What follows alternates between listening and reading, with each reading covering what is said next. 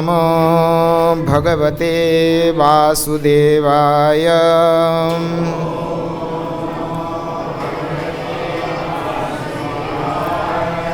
ओम नमो भगवते वासुदेवाय।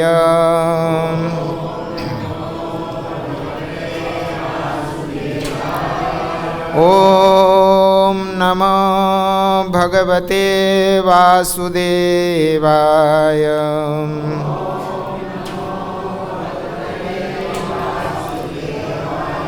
नारायणं नमस्कृत्य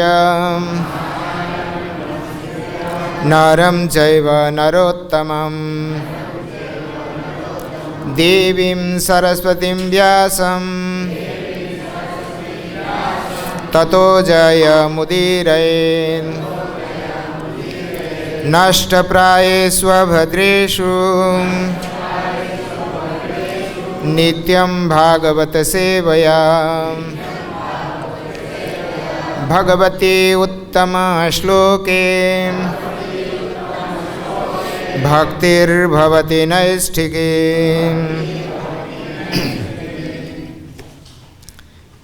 तो आज हम श्रीमद् भागवतम के सप्तम स्कंध के हिरण्यकशिप तृतीय अध्याय के हिरण्यकशिपु की अमर बनने की योजना श्लोक संख्या 23।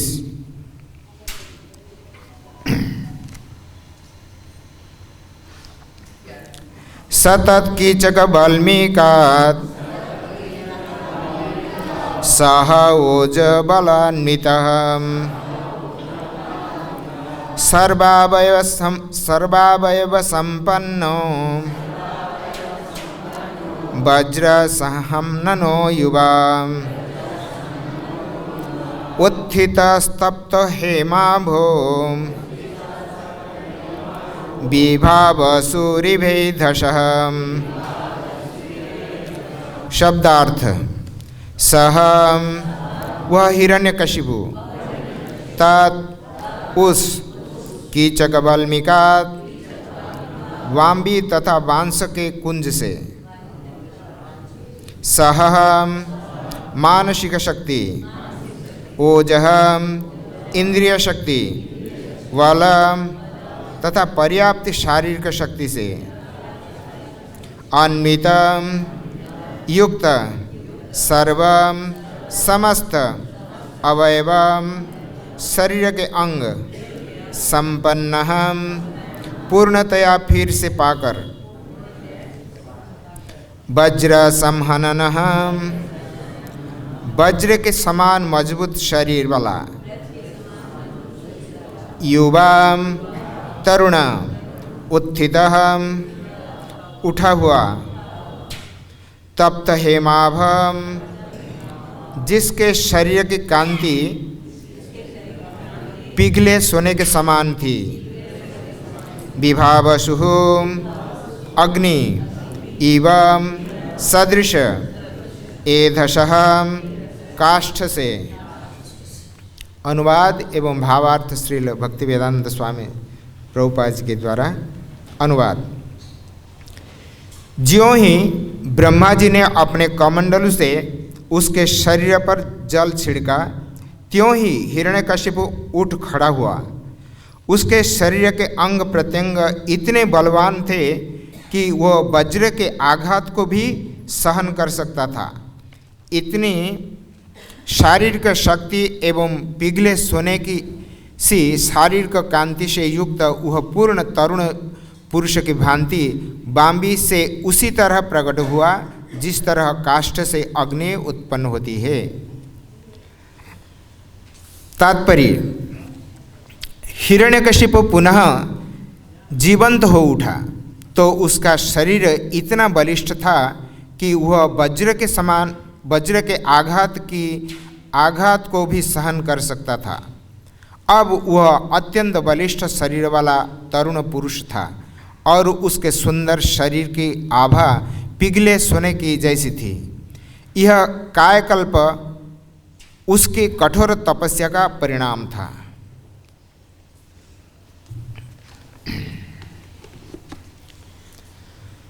ॐ अज्ञानं तिमिरान्धस्य ज्ञानाञ्जनशलाकया चक्षुर्निमीलितं येन तस्मै श्रीगुरवे नमः।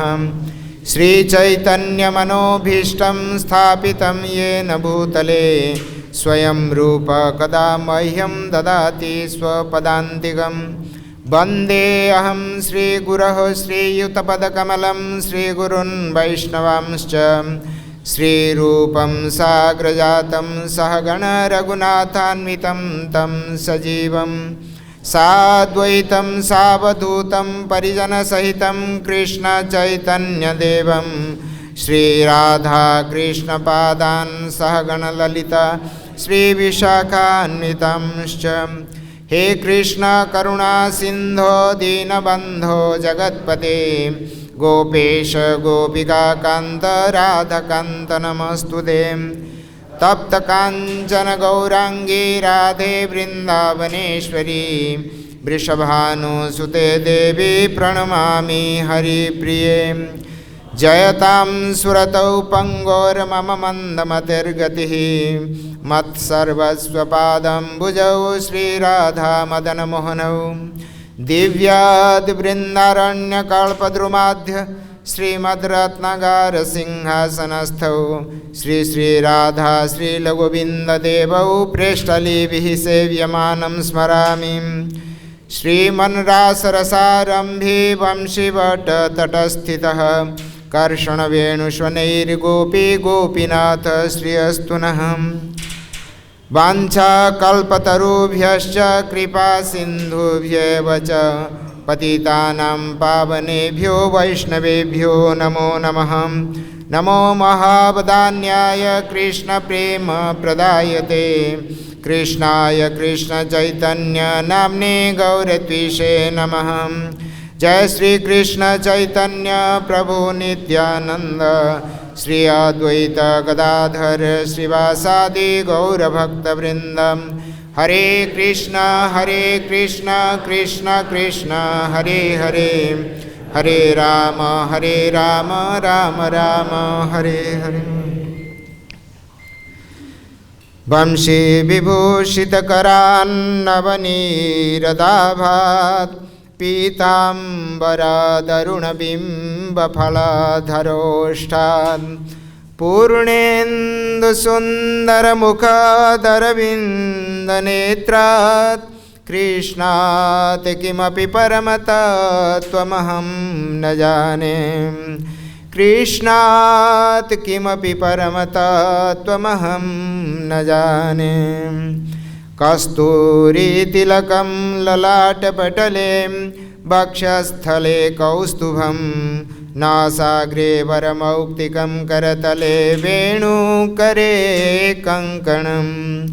सर्वाङ्गे हरिचन्दनं सुललितं कंठे च मुक्तावलीं गोपस्त्रीपरिवेष्टितो विजयते श्रीगोपालचूडामणिः। बर्हापीडं नटवरवपुः कर्णयो कर्णिकारं बिभ्रतवासः कनककपिशं वैजयन्ती च मालां। रन्ध्रान् वेणुरधरसुधया पूरयन् गोपवृन्दैः वृन्दारण्यं स्वपदरमणं प्राविशत् गीतकीर्तिः। वृन्दारण्यं स्वपदरमणं प्राविशत् गीतकीर्तिः। मुखं करोति वाचालं पङ्गुं लङ्घयते गिरिं यत्कृपातमहं वन्दे परमानन्दमाधवम्।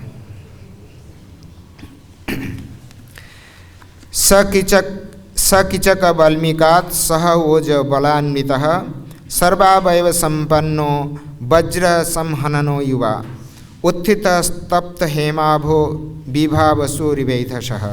ज्यों ही ब्रह्मा जी ने अपने कमंडल से उसके शरीर पर जल छिड़का त्यों ही हिरण्यकशिपु उठ खड़ा हुआ।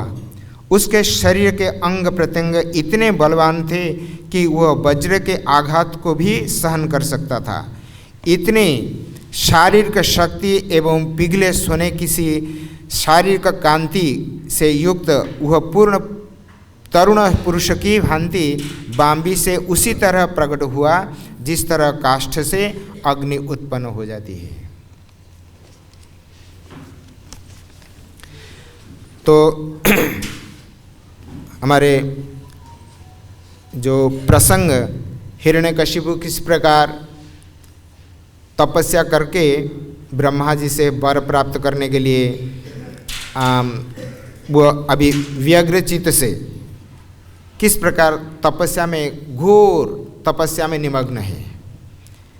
तो कथा तो सभी आप लोगों को पता है कि दिति के पुत्र दोनों हिरण्याक्ष एवं हिरण्यकशिपु भगवान वराह देव के द्वारा हिरण्याक्ष को मारे जाने के उपरांत हिरण्यकशिपु अत्यंत क्रोधित हुआ, पर उसने कुछ देर तक उन्होंने धीरज धारण करके अपना कुटुंबी स्वजनों को किस प्रकार वेदांत शिक्षा दे रहा था, किस प्रकार ये शरीर अनित्य है, आत्मा नित्य है, और ये शरीर संबंधी जितने भी हमारे कुटुंबी जन है और संसार में जितने उनके संबंधी है, ये सब क्या है, ये कोई आत्मीय नहीं, ये सब पराय है। मृत्यु के समय कोई आपके साथ नहीं देंगे। तो इसीलिए वो अपना कर्मफल के अनुरूप उनको फल प्राप्त हुआ, तो वो किसी भी प्रकार से वो मारा गया। तो उसके लिए हमको चिंता करने का कोई ज़रूरत नहीं है। हम अपने कर्तव्य के अनुसार हमको भी एक दिन ये संसार से विदाई लेना पड़ेगा। तो इस प्रकार बहुत सारे शिक्षा उन्होंने अपना कुटुंबीजनों को दी।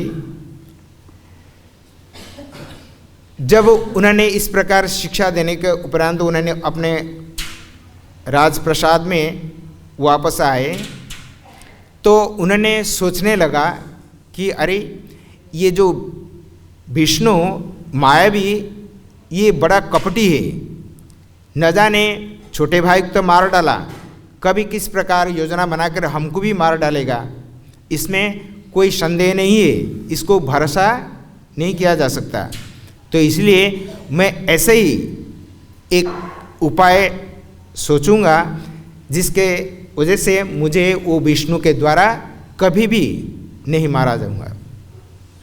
तो उन्होंने इस प्रकार चिंतन करके उन्होंने सिद्धांत में उपनीत हुआ कि मैं तपस्या करूंगा, क्योंकि आत्मा ये अमर है और काल भी बहुत है, अनंत है।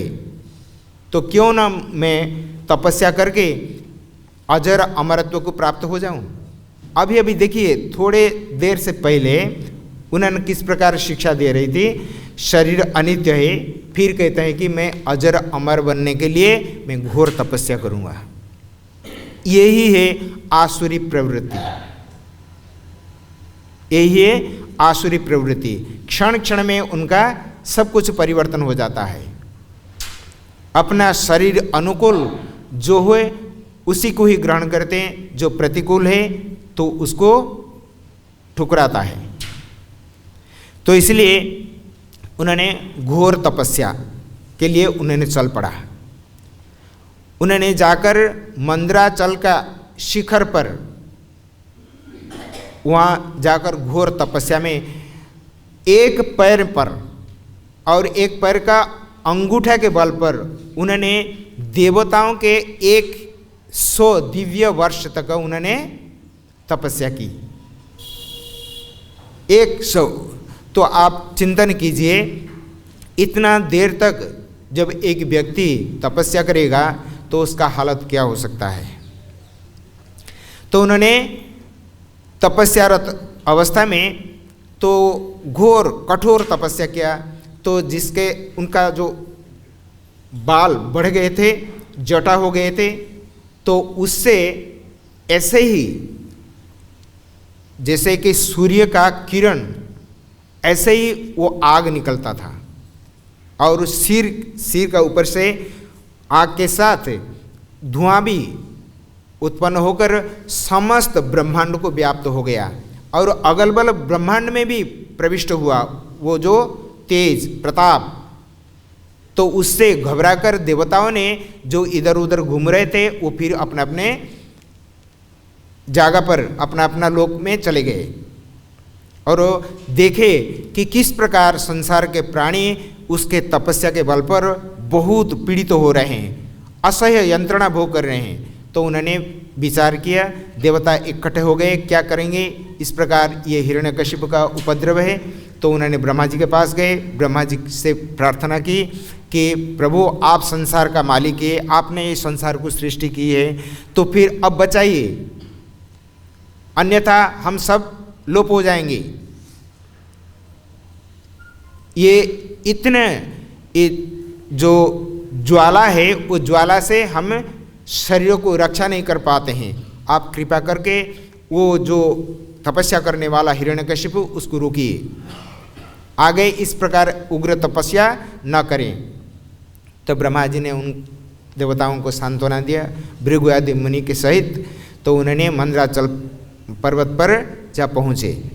तो जाकर देखे कहाँ है हिरण्यकशिपु, कहाँ पर है वो तपस्या कर रहा है। तो ढूंढने लगे, नाम निशान तक भी नहीं है जहाँ पर उन्होंने तपस्या कर रहा था। तो अपना शरीर का जो हड्ड मांस मज्जा अस्थि नहीं चर्म, ये सब जो पिपलिका चींटियाँ और कीड़े सब खाकर खत्म कर चुके थे, केवल शरीर का अस्थि मात्र बचा हुआ था। उसी अस्थि के अंदर, हड्डी का अंदर उसका प्राणवायु रहता था। तो ब्रह्मा जी अपने योग बल से देखा कि यहीं पर ही ये तपस्या कर रहा है। तो देखा कि जहाँ पर तपस्या कर रहा था वहाँ पे बहुत सारे पेड़ पौधे उगे थे, बांस का एक कुंज भी बन गया था। तो उन्होंने तो अपना कमंडलू से उन्होंने बहुत प्रसन्न हुए कि बाबर बाप, इतने घोर तपस्या, दीर्घ काल तक इतने घोर तपस्या, अभी तक देवताओं में भी कोई इस प्रकार कोई तपस्या नहीं की है। लेकिन ये कठोर तपस्या किया। वास्तव में तपस्या से सभी लोग का हृदय पिघल जाता है, पिघल जाते हैं। तो ब्रह्मा जी स्वतः ही तो उनको पुकार कर उन्होंने जगाया। तो अपना कमंडल से जो दिव्य जल उसको सिंचन किया, जिसके वजह से उन्होंने उठ खड़े हुए। उन्होंने महाराज परीक्षित, अरे नारद जी ने कह रहे हैं ना युधिष्ठिर महाराज से, तो ये किस प्रकार ये है, ये कहते हैं कि जिस प्रकार लकड़ी में काष्ठ में अग्नि है पर दिखाई नहीं पड़ता है, जब उसको घर्षण किया जाता है तो उससे अग्नि प्रकट होते हैं। तो उसी प्रकार ये हिरण्यकशिपु इसी प्रकार वो जहाँ जमीन पर वहाँ तपस्या कर रहा था, वो मिट्टी का अंदर दीमक जो बांबी है वो उसका अंदर वो समा गया था, कुछ दिखाई नहीं पड़ता था। पेड़ पौधे उगे तो उसका ऊपर 100 दिव्य देवताओं का वर्ष में 100 वर्ष तक उन्होंने तपस्या की। कितने काल लंबी समय है, काल है। तो उन्होंने जब अपना कमंडल से जल छिड़का उसके ऊपर, तो उन्होंने उसी प्रकार जिससे काष्ठ से अग्नि उत्पन्न होती है, तो उसी प्रकार वो उठ खड़ा हुआ। और देखिए ब्रह्मा जी का तपस्या का भी फल और उसका तपस्या का भी बल। ब्रह्मा जी ने देखा उनके सामने वो इसी प्रकार एक तरुण युवक की भांति खड़ा हुआ, और जिसके शरीर की कांति किस प्रकार था, ये कहते हैं जैसे पिघले हुए सोने के रंग होता है, रूप होता है, उसी प्रकार उसका दिव्य तपस्या से किस प्रकार दिव्य कांति उत्पन्न होती है, भोग से नहीं। तो उन्होंने पूछा, बेटा अब वर मांगो, मैं तुम्हारे तपस्या से बहुत प्रसन्न हूँ। अब तक इस प्रकार देवताओं और ऋषियों में कोई भी इतना दीर्घ काल तपस्या करे, कठोर तपस्या करके इस प्रकार मुझे प्रसन्न नहीं किया था। आपका तपस्या से मैं बहुत प्रसन्न हूँ, अब वर मांगो। तो अभी ये वर मांगेगा आगे, क्योंकि उन्होंने किस प्रकार निर्णय लेकर उन्होंने तपस्या करने गया था, मैं अजर अमर हूँगा। तपस्या करना चाहिए, पर इस प्रकार तपस्या न करें जो संसार को पीड़ा प्रदान करें, क्लेश दें। तो गीता जी में भगवान क्या कहते हैं वो तपस्या के बारे में, जो अशास्त्र विहितम घोरम तप्यन्ते ये तपजनाः दंभ अहंकार संयुक्ता कामराग बलान्वितः कर्षयन्तः शरीरस्थम भूतग्राम मचेतसः माम चैवान्तः शरीरस्थम तान विद्या आसुर निश्चयान। कहते हैं कि उस तपस्या को आसुरी तपस्या समझो। क्या है ना, जो अशास्त्र शास्त्र से विधान नहीं किया गया हो। तो शास्त्र में कभी इस प्रकार वर्णन नहीं है कि आप तपस्या करके संसार को पीड़ा दें। महाराज ध्रुव, उन्होंने भी कठोर तपस्या की 6 महीना मात्र। इन्होंने तो देवताओं का जो आयु है वर्ष है तो 100 साल तक उन्होंने तपस्या की है, लेकिन ध्रुव महाराज मात्र 6 महीना तपस्या की। और देखो किस प्रकार दिव्य लोक को प्राप्त हो गया। और हिरण्यकशिपु ये अशास्त्र विहित जो तपस्या को आचरण करके क्या परिणाम हुआ, अंततगत्वा मारा गया वही विष्णु भगवान के हाथ में। तो उन्होंने ब्रह्मा जी से पूछा कि आप मुझे ऐसे ही वर प्रदान कीजिए कि मैं किसी विष्णु अथवा देवता कि मनुष्य और संसार में किसी भी प्राणी से मैं मारा न जाऊं। तो आप जानते हैं कितना एक लंबी लिस्ट उन्होंने ब्रह्मा जी का ओर से बढ़ा दिया कि मुझे ये वर चाहिए। ब्रह्मा जी ने अपना मन से मन उन्होंने हंसने लगे, बोले कि कितना बेवकूफ है ये, कितना मूर्ख है। मुझे वर मांग रहा है कि मैं अमर वर दूंगा उसको, जबकि मैं भी शरीर त्यागता हूँ और मैं इसको अमरत्व दूंगा। ये कैसे मूर्ख है और इतना घोर तपस्या करके मुझे इस प्रकार वर मांगता है। पर उन्होंने ब्रह्मा जी ने वो वर तो उनको दे दिया, तथास्तु कह दिया, पर उन्होंने कुछ चाबी अपना हाथ में रखा कि मेरे प्रभु का क्या होगा।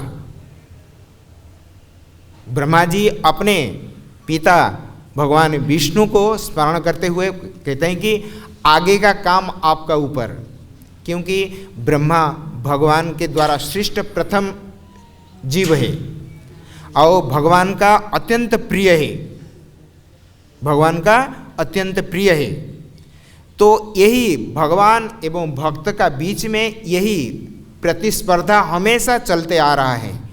भगवान चाहते हैं मेरे भक्तों का नाम संसार में फैले और भक्त चाहते हैं मेरे प्रभु का यश संसार में सर्वत्र फैले। तो दोनों का ऐसे प्रतिस्पर्धा। तो इसका ज्वलंत दृष्टांत क्या है, श्रील प्रभुपाद उन्होंने भगवान के लिए क्या सहन नहीं किया 70 साल के उम्र में। और जलदूत में जब उन्होंने जा रहे थे तो कितने बार हार्ट अटैक हुआ, फिर भी उन्होंने भगवान का वाणी को प्रचार करने के लिए वो चुके नहीं। उन्होंने गीता का वो श्लोक भली भांति याद नहीं, हृदयस्थ था। क्या है भगवान गीता में कहते हैं, उनका वाणी को जो प्रचार करते हैं, न चेत तस्मात् मनुष्येषु कश्चिन में प्रियकृतमः भविता न च तस्मात् भुवि अन्यतर भुवि, कहते हैं कि जो मेरी इस दिव्य वाणी को, ये भगवद गीता का उपदेश को संसार भर में जन सामान्य का सम्मुख ये उपस्थापन करता है, उसके समान प्रिय ना कोई हुआ है ना आगे होने वाला है।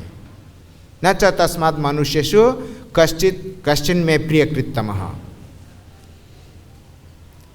तो इस प्रकार तपस्या का ये दुष्परिणाम है, उग्र तपस्या का, जो अशास्त्र विहित घोर तपस्या करते हैं। तो एक तो दंभ अहंकार, इससे युक्त होकर वो करता है कि मैं तपस्या कर रहा हूँ, मन में अभिमान है। लेकिन तपस्या का फल होता है शारीरिक समस्त धर्म को भस्मीभूत करना, राग कर देना। लेकिन वो दंभकार संयुक्ता काम राग बलान्विता, काम मन में बहुत सारी इच्छा है। क्या है? समय आएगा मैं भी ब्रह्मा जी से अपना मन से यही बात सोच रहा है कि मैं भी आपको भी वहाँ से विताड़ित करके वो ब्रह्म पद को प्राप्त करूँगा। मैं इतने साल उग्र तपस्या किया, तो समय आने पर आपको भी आपका पद से च्युत करके मैं वहाँ पर बैठूँगा। इस प्रकार तो इतना ही नहीं है, शरीर को इतना तपाता है, शरीर में परमात्मा भगवान जो विद्यमान उनको भी कष्ट होता है। ये कहते हैं कर्षयंत शरीरस्थम भूतग्रामम अचेतस। शरीर समस्त अंग प्रत्यंगों को और इंद्रियों को उन्होंने कष्ट प्रदान करते हैं। माम च एव अंतस्थः, मुझको भी, जो मैं प्रत्येक शरीर में विद्यमान उसके शरीर में भी हूँ, तो मुझे भी वो कष्ट प्रदान, पीड़ा प्रदान करता है। और इस प्रकार जो तपस्या है, ये तपस्या क्या है?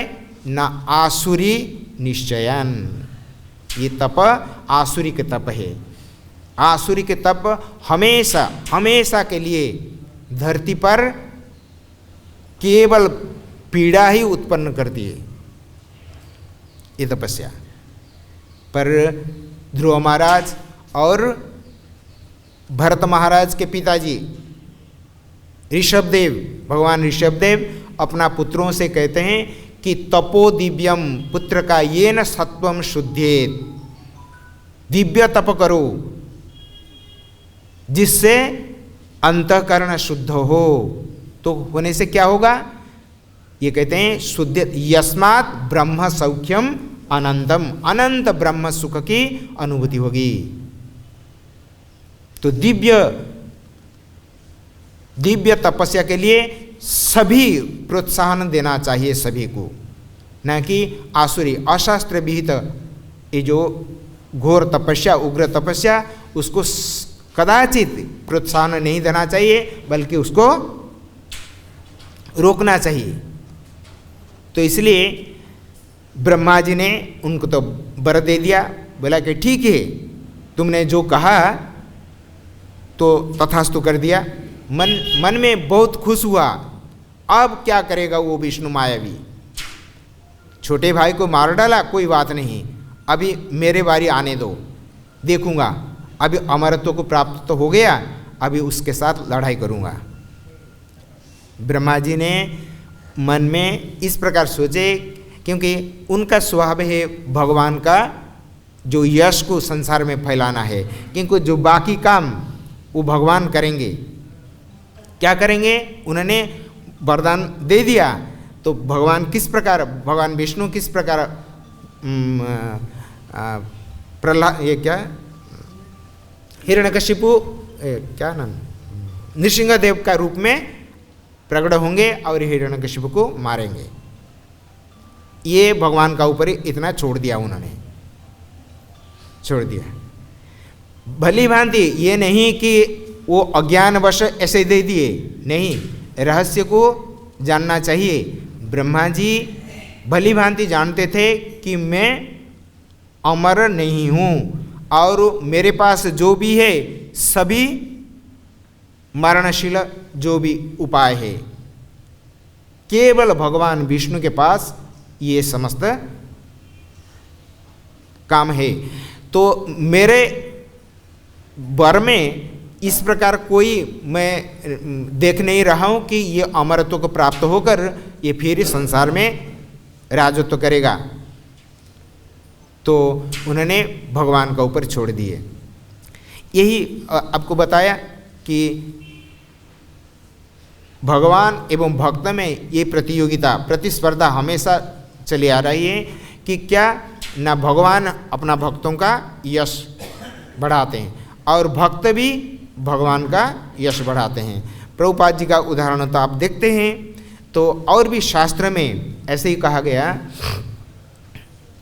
कहते हैं बहुत सुंदर एक चौपाई है, प्रभु सिंधु घन सज्जन मोरा चंदन तरुहरि संत समीरा। कहते हैं प्रभु सिंधु घन, मैंने जो बादल होते हैं ना बरसात में, जो घने काले बादल होते हैं, वो बादल को देखकर मयूर मोर क्या करता है, खूब आनंद लेता है और नाचता है। उसके लिए वो एक प्रेरणा है। तो मेघ बादल को देखकर घना गर्जित वो जो काले काले बादल को देखकर वो खूब आनंद से नाचता है।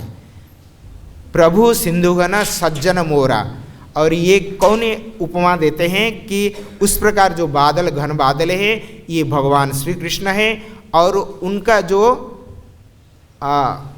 प्रियजन है तो ये मयूर के समान, अर्थात उनके जो भक्तजन है ये मयूर के समान है। और कैसे न चंदन तरुहरि संत समीरा, भगवान ये चंदन वृक्ष के समान, और ये सज्जन लोग को क्या होते हैं, समीर। समीर मतलब जो मंद मंद शीतल वायु, उसको समीर कहते हैं। तेज हवा आंधी तूफान को समीर नहीं कहते हैं। शरीर को सुहाने वाले जो मंद मंद शीतल वायु, वही उसी का नाम है समीर। प्राय ये बसंत ऋतु में ये बहता है समीर। तो कहते हैं तो क्या होगा, तो प्रभु चंदन के वृक्ष हो जाएंगे और उनके भक्त ये सब समीर हो जाएंगे। तो क्या होगा, जैसे जंगल में चंदन वृक्ष, घोर जंगल के अंदर मनुष्य तो जा नहीं सकता है चंदन का वृक्ष को ठौर करने के लिए, तो कहाँ ढूंढेगा, कितने हिंस्र जंतु उसके अंदर है, वो तो उनको नाश्ता कर लेंगे। तो उस प्रकार उसको ठाव करते हैं, अर्थात वो वृक्ष अमक जागा में है उसको कैसे पहचानते हैं, कैसे जानते हैं। कहते हैं जब ये मंदर पर्वत से जो मृदु मलय सुगंध चंदन का वायु आकर मनुष्य के घ्राण में प्रविष्ट होता है, तब उन्होंने जानता है कि ये चंदन का सुगंध है, इस दिशा से वायु बह रहा है, तो इस दिशा में जरूर चंदन वृक्ष होगा। तो वो अंदाजा लगाता है, फिर अपना उपाय से वो योजना बनाकर फिर चंदन वृक्ष को वो काट कर लाता है। तो उसी प्रकार संसार में भगवान का यश को भक्त ही संसार में फैलाता है। अगर हमारे प्रभुपाद जी ने अब ये अंतर्राष्ट्रीय श्री कृष्ण भावनामृत संघ अगर नहीं बनाते हैं, तो सारे ब्रह्मांड में, ऐसे सारे पृथ्वी में जितने भी देश है, सभी देश में अभी भगवान श्री कृष्ण का अनन्य भक्त भी हो चुके हैं। तो कैसे हुआ, तो उनका भक्तों के माध्यम से। तो भक्त यही चाहता है, यही चाहता है कि मेरे प्रभु का यश सभी का पास पहुँचे। पहुँचने से क्या होगा, तो क्या उनका रोटी पानी उससे हो जाएगा। कहते हैं कि नहीं, रोटी पानी ये तो ये शरीर का आहार है, पर जो आत्मा के लिए जो चाहिए तो वो भगवान का रूप लीला गुण ये सब आत्मा का खाद्य है, तो उनका पास पहुंचना चाहिए।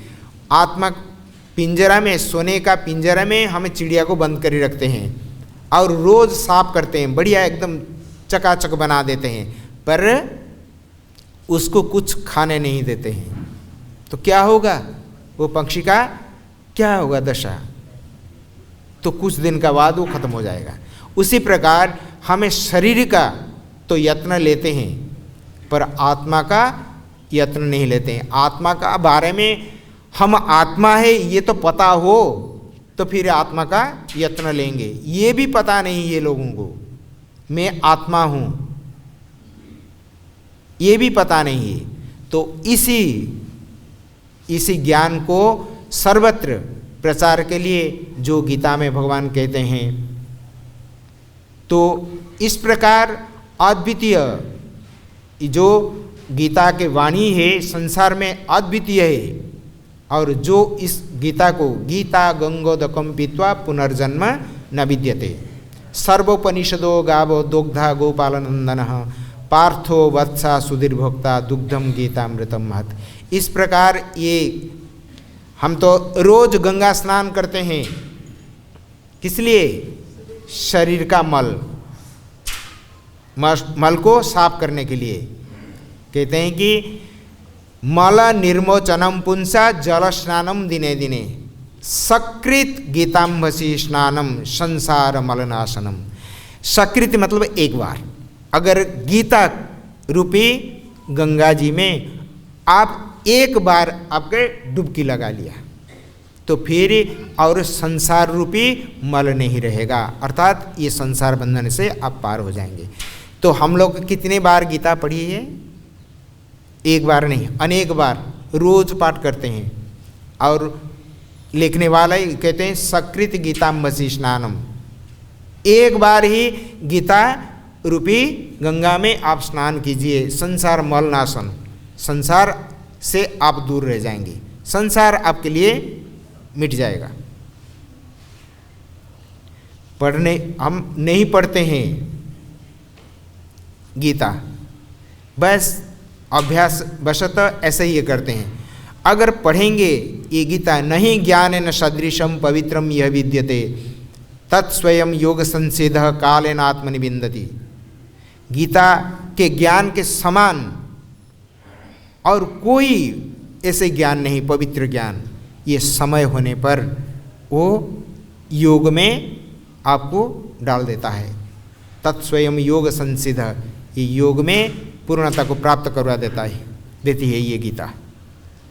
लेकिन उसी प्रकार हृदय से गीता जी का जो बात भगवान कही है तो उसको धारण करना चाहिए, तभी गीता का अध्ययन माना जाएगा। नहीं तो हम जैसे अध्ययन करते हैं तो कितने बार तो अध्ययन कर चुके हैं, पर वो कहते हैं कि एक बार सकृत गीताम्भसी स्नानम। कहाँ? शरीर से, और हमारे शरीर से हमारे क्या दृढ़ हो रहा है? शरीर में शरीर से हमारे भाव ये हटना चाहिए, लेकिन और मजबूत हो रहा है। तो सुनिए, हम सुनते हैं, पढ़ते हैं, पर क्या होता है? शरीर से ज़्यादा आसक्त होते हैं। शरीर के लिए सारे बंदोबस्त, सारे प्रयास उस शरीर साधन प्रसाधन में लगा देते हैं, लेकिन आत्मा को कोई नहीं पहचानते। तो इसलिए जो भगवान का भक्त, प्रभुपाद जी ने तात्पर्य में, पूर्व श्लोक का तात्पर्य में तो उन्होंने कहते हैं कि भगवान श्री कृष्ण के जो अनन्य भक्त होते हैं तो उनको इस प्रकार ये तपस्या नहीं चाहिए, उग्र तपस्या। तपस्या तो चाहिए, लेकिन भगवान विष्णु को प्रसन्न करने वाला तपस्या चाहिए। ऐसे ही एक टांग में, एक अंगूठी पर इतना साल तक बिना जल कुछ खाए पिए उग्र तपस्या करना, ये अशास्त्र विहितम और ये संसार के लिए हानिकारक। तो उन्होंने इस प्रकार तपस्या को निषेध करते हैं। ये शास्त्र निषेध करता है कि इस प्रकार तपस्या बिल्कुल ना करें। करना है तो भगवान को जैसे सुहाए, जिससे प्रसन्न करें। तो इसी प्रकार तपस्या करना चाहिए। तो जैसे कि भक्तजन वो हमेशा तपस्या करते हैं। तपस्या वो किस प्रकार तपस्या, युक्ताहार विहार से युक्त चेष्ट, है ना। तो उनका चेष्टा ऐसे ही है, शरीर अनुकूल जो भी वस्तु है उसको ग्रहण करते हैं और जो प्रतिकूल है उसको वर्जन करते हैं। ये है तो भगवान विष्णु के प्रसन्न करने की ये विधियां हैं। बहुत सारे गीता में तो सारे दे दिया गया, किस प्रकार आहार करना चाहिए, किस प्रकार विहार करना चाहिए, किसका संग करना चाहिए, किसका संग से दूर रहना चाहिए। क्षणमपि सज्जन संगति रेखा भवती भवार्णव तरणे नौका। कहते हैं एक क्षण अगर हमें सज्जनों का संग किया तो फिर संसार रूपी सागर से हम तर जाएंगे। तो हमारे सत्संग कितने बार हो चुके हैं, लेकिन कोई बात नहीं कोई बात नहीं है। पर आपने आ गए ना, ठिकाना पर आ गए आप लोग, और जो नहीं आए उन लोगों को लाना है। एक बार इस रस को जो आस्वादन करते हैं तो फिर दोबारा विषय सुख के प्रति कभी लालायित नहीं होंगे। ये ऐसे ही, ये दिव्य सुख ऐसे ही है। गीता में भगवान कहते हैं नेहा विक्रम नास्वस्ति प्रत्यवाय न विद्यते स्वल्पम अप्यस्य धर्मस्य त्रायते महतो भयात्। इस प्रयास में जो भगवान का भक्ति करने में जो भी हमारे चेष्टाएं हैं तो ये जारी रहनी चाहिए, कभी बंद नहीं होना चाहिए। ये समय आने पर अब आपको अनुभव होता होगा, जैसे कि परिवार छोड़कर आप लोग आए, चाहे माताएं हैं चाहे प्रभु जी हैं, तो जो भी घर छोड़कर आ गए हैं तो घर में भी और परिवारजन हैं, लेकिन जाते तो एक व्यावहारिक संबंध को निभाने के लिए जाते हैं, पर वहाँ टेक नहीं पाते हैं, ज़्यादा दूर उनको अच्छा नहीं लगते हैं, वो लोग सोते रहते हैं। तो आप लोग को 3 बजे उठकर भगवान का नाम जप करते हैं, स्नान शौचादि करते हैं, लेकिन वो नहीं करते हैं। तो उससे आप पूरा आपको पसंद नहीं होता है, तो ज़्यादा देर आप वहाँ रुकते ही नहीं, फिर छोड़कर आ जाते हैं। तो देखो यही भगवान का जो भक्तों का संग का परिणाम। इसलिए जिन्होंने कहा क्षणमपि सज्जन संगति रेखा भवती भवार्णव तरणे नौका, ये झूठ नहीं है, ये आपका अंदर ये बीज डाल दिया गया। फिर जब आप उस भक्ति बारी से आप भक्ति जल से उसको सिंचन करेंगे, उसको बढ़ावा देंगे, तो फिर उसको फल फूल प्रस्फुटित होंगे और फल लगेगा। तो फिर ही कौन सा फल लगेगा उसमें? भक्ति रूपी फल, प्रेम फल। तो जब उसको आस्वादन करेंगे तो उस समय आप पूर्व ये को किसी प्रकार अपना यत्न का सहकार अपना ये भक्ति लता वृक्ष को कितना चार ओर से सुरक्षित रखकर अपने बढ़ाया।